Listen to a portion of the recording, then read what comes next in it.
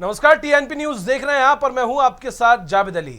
UP के कुख्यात mafia Mukhtar Ansari के दिन जेल में मुश्किल से बीत रहे हैं। बांदा जेल में बंद मुख्तार अंसारी की सारी माफियागिरी मिट्टी में मिल गई है। नियमों को ताक पर रखकर कानून से खेलने वाले मुख्तार पर योगी के कानून का हंटर ऐसा पड़ा है कि उसकी सारी हनक चकनाचूर हो गई है। आलम यह है कि माफिया जेल में छोटी छोटी चीजों को खाने के लिए तरस रहा है, जिसके लिए वो बार बार अदालत से गुहार लगा रहा है। रिपोर्ट में देखिए।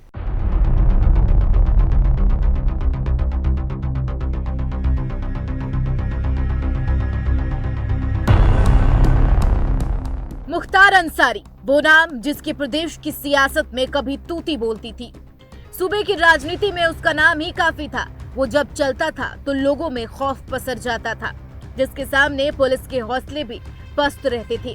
माफिया से नेता बना मुख्तार खुद को रॉबिन हुड समझता था। राजनीति पर उसने ऐसी पकड़ बनाई थी कि आला अधिकारी भी उसके सामने नतमस्तक रहते थे।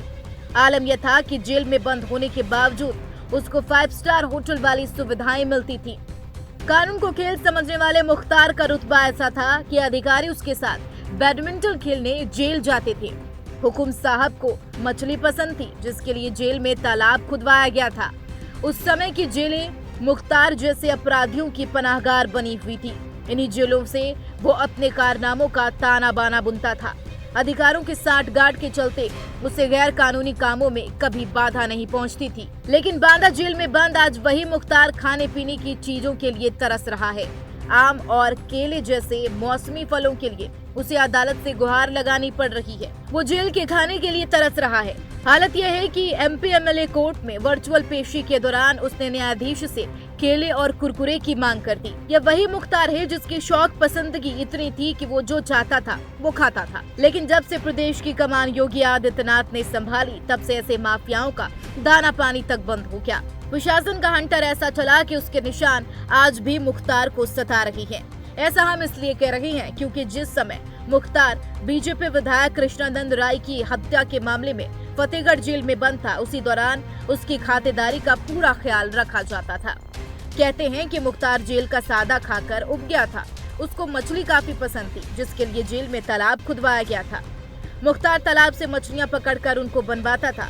इतना ही नहीं, कई बार तो कई नामी गिरामी नेता और प्रशासन के आला अधिकारी भी उसके डिनर में शामिल होते थे।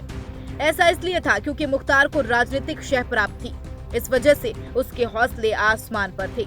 आलम यह था कि उस समय की यूपी एसटीएफ के डिप्टी एसपी शैलेंद्र कुमार ने जब उसके खिलाफ पोटा एक्ट में मामला दर्ज कराया तो लगातार उन पर केस वापस लेने का दबाव बनाया जाने लगा था।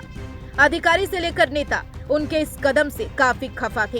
ये बातें बताने को काफी हैं कि एक तरह से एक माफिया ने सरकारी मशीनरी को हथियार बनाकर सिस्टम को पंगु बना रखा था। कानून को खेल समझने वाला मुख्तार लंबे वक्त तक जेल से ही अपने कारनामों को अंजाम देता रहा। आगरा हो या गाजीपुर, लखनऊ हो या बांदा, जेल में कोई भी हवालात उसके मंसूबे को रोक नहीं पाया। लेकिन आज इसे मुख्तार के दिन ऐसे पलटे कि लोगों को मौत की नींद सुलाने वाला माफिया आज खुद चैन की नींद नहीं सो पा रहा है। आज वही माफिया छोटी से छोटी चीजों के लिए तरस रहा है। उसे रात में नींद नहीं आ रही है। पहले उसे बिकरू कांड के आरोपी विकास दुबे की तरह की गाड़ी पलटने का डर सता रहा था और अब वो अतीक की मौत से दहशत में है। उसे अपनी भी मौत का डर सता रहा है। तभी तो वो यूपी के जेलों में खुद को असुरक्षित बताकर दूसरे राज्य में रहना चाहता है, जिसके लिए उसने खूब दांव भी चले। पंजाब की रोपड़ जेल में बंद रहते हुए उसने यूपी में ट्रांसफर न किए जाने की पूरी कोशिश की। आलम यह था कि जब यूपी सरकार ने उसे प्रदेश में लाने के लिए सुप्रीम कोर्ट में अर्जी दी थी तो उसने स्वास्थ्य कारणों का हवाला देते हुए वहां से ट्रांसफर न किए जाने की अपील की। यहां तक कि उसने कभी जमानत की अर्जी तक नहीं दी। लेकिन योगी सरकार के आगे उसके सभी दांव फेल हो गए, जिसके बाद उसे रोपड़ से बांदा जेल शिफ्ट किया गया, जिस वजह से कानून को अपनी हनक दिखाने वाला माफिया आज कानून के खौफ में जीवन बिता रहा है। पहली बार उसे कानून का डर समझ में आ रहा है, क्योंकि योगी के विधानसभा में दी गई चेतावनी केवल अतीक के लिए नहीं थी। ये चेतावनी अपराध जगत के उन सभी माफियाओं के लिए थी जिसने कानून को खिलौना समझने की भूल की थी। Bureau report, TNP.